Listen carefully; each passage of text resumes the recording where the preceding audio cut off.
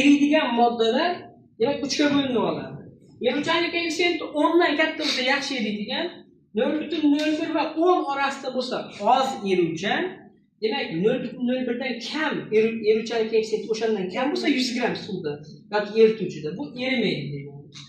Va eruvchanlik koeffitsiyentiga ko'ra bu eriydigan moddalar bo'ldi, bunisi esa eritmalar 3 ga bo'linadi.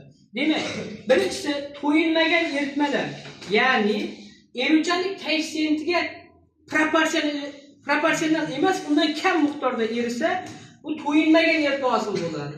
Ya'ni, men misol uchun eruvchanlik koeffitsiyenti aniq bir qandaydir temperaturada 20 edi, lekin o'sha biz 100 gramiga 100 gram erituvchiga 20 qo'shsak, bu to'yingan bo'lardi. Lekin 20 emas, 15 qo'shsak, to'yinish uchun 5 gram eriydigan modda yetmaydi. Tushunarli? Bu to'yinmagan bo'lib qoladi. To'yingan eritma esa eruvchanlik koeffitsiyentiga mos holda erigan modda bo'lsa, bu to'yingan eritma bo'ladi.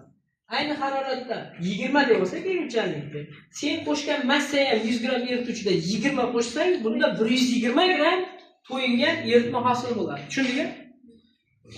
O'ta to'yingan bo'lishi uchun eruvchanlik koeffitsiyentidan sen qo'shayotgan moddaning miqdori ko'p bo'lishi kerak va ortiqchasi cho'kmaga tushib qoladi. Tushunarli? Men sizlarga aytdim, cho'kma demak eritma massasidan ayrilib ketadi. Demak, eruvchanlik 20 edi, 100 gram suvga 20 emas 30 qo'shib yubordik, 20 si eridi, ortiqcha 10 ni idish tubiga cho'kma bo'lib tushib qoladi. Tushunarlimi yo'qmi? Tushundingmi? Demak, biz shakar misolida ko'rdik.